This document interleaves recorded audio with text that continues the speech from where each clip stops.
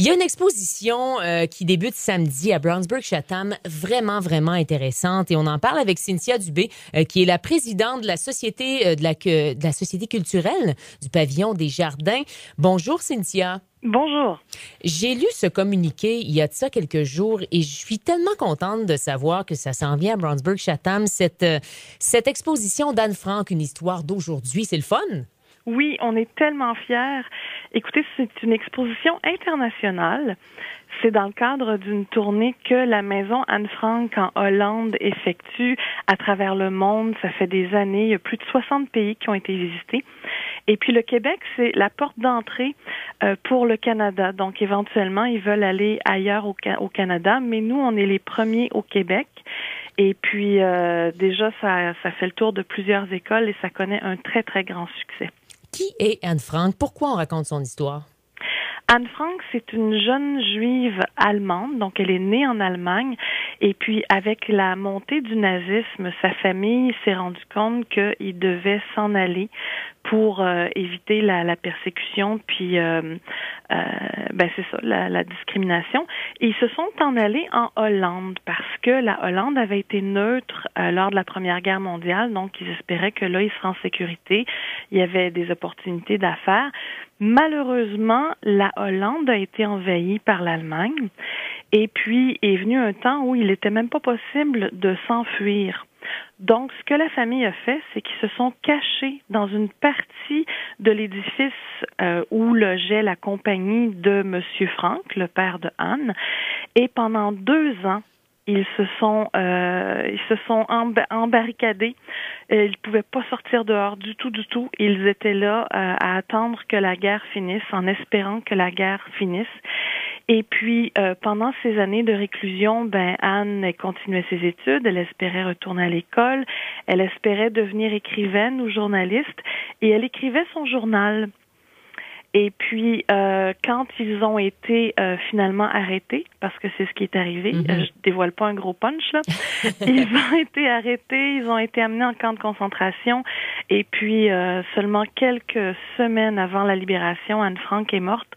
Par après, son père a retrouvé son journal. En fait, il lui a été remis par une dame qui les avait aidés pendant leurs 2 années de cachette. Et c'est ce journal-là qui a été publié, qui fait maintenant partie des 10 livres les plus lus au monde. Mm-hmm. Donc, la jeune fille avait un talent pour écrire, elle avait une grande maturité, et puis c'est ce qui fait que son histoire a été comme ça diffusée à travers le monde. Et puis son père a créé une fondation pour combattre finalement la discrimination, pour aider à ouvrir l'esprit des gens, et c'est la Maison Anne Frank qui poursuit cette mission-là depuis ce temps-là en Hollande et qui nous offre aujourd'hui l'exposition. Ce qui est le fun, c'est qu'on peut même s'identifier encore aujourd'hui à cette discrimination, cette intolérance qu'on vit aujourd'hui. C'est ça qu'on est amené à faire lors de l'exposition. Tout à fait. C'est pour ça que ça s'appelle une histoire d'aujourd'hui. Donc, on veut montrer que, oui, la discrimination, elle existe encore aujourd'hui. On va regarder l'histoire de la guerre, on va regarder l'histoire de Anne, mais il y a des liens à faire avec ce qui se passe aujourd'hui. On n'est pas à l'abri d'actes inhumains encore aujourd'hui. Puis parfois, c'est plus subtil, comme l'intimidation à l'école. Mm-hmm. On cherche à taper sur la tête de ceux qui sont différents. Puis c'est une chose à laquelle on veut sensibiliser les gens, les jeunes comme les grands. Et ça commence samedi? C'est toutes les fins de semaine jusqu'au 12 juin. Donc, on fait ça l'après-midi de 1h à 5h. Si jamais il y a des gens qui sont intéressés à venir en groupe la semaine, c'est possible aussi sur réservation. Il suffit de nous appeler au 450-495-8022.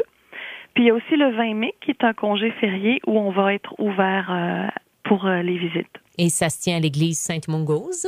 L'église Sainte-Mungose, elle est sur la route des Outaouais. Ça, c'est un petit peu à l'ouest du camping municipal de Brownsburg-Chatham, donc entre la montée Saint-Philippe puis la montée Vachon. Et ça veut dire quoi une exposition comme ça pour le secteur d'Argenteuil? Ben, nous, on est convaincus que c'est une belle attraction touristique. Ça va permettre aux gens de voir notre belle région. Puis en plus, l'église Sainte-Mungose, elle est située dans un secteur historique quand même assez impressionnant. Il y a des magnifiques maisons. Il y a beaucoup de gens qui prennent la route 344 par les belles journées d'été pour le beau coup d'œil en plus sur le bord de la rivière. Donc, c'est une belle occasion d'aller voir un coin de notre région. Puis en même temps, d'avoir une exposition qu'on n'aurait pas la chance d'aller voir si on n'allait pas en Hollande, là. Ben allez-y, 13h à 17h les fins de semaine à partir de samedi. Puis il y a peut-être des professeurs, des dirigeants d'école qui voudraient amener leurs élèves. On va répéter le numéro, Cynthia, pour les gens qui veulent réserver pour les groupes. 450-495-8022. Puis c'est pas nécessairement des groupes scolaires. On en a déjà qui ont réservé. On est content, puis on en veut encore. Puis ça peut être d'autres groupes aussi, là, des organisations de personnes âgées ou des groupes d'employés. Peu importe. Nous, ce qui compte, c'est qu'on ait des bénévoles qui soient disponibles pour les groupes s'il y en a. Donc, on vous attend. Ben, Cynthia, merci beaucoup. Puis on va aller voir ça, c'est sûr. La Société culturelle du Pavillon des Jardins qui présente Anne Frank, une histoire d'aujourd'hui. Merci de votre temps. Merci à vous.